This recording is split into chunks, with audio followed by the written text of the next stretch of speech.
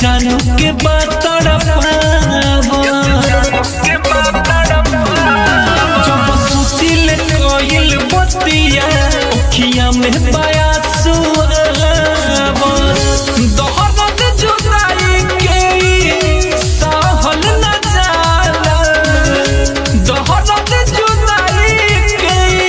सहल न जाला जा जाए चंदा जा तू देख के खबर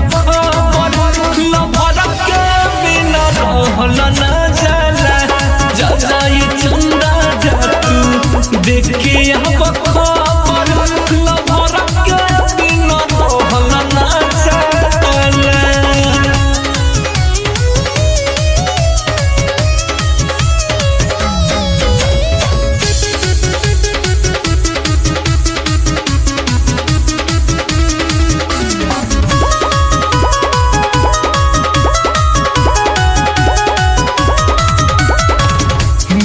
के तू कोई हता हरमीन मर जाई आशिक तोहर तोहरे खातिर पगलाई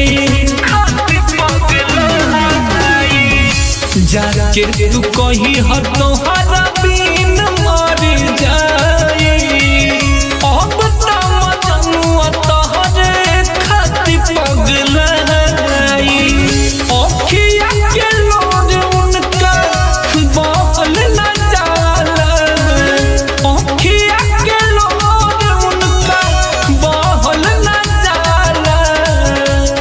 चंदा जा तू देख के खबर लभर के बिना रहल न जाला जा जाए चंदा जा तू देख के खबर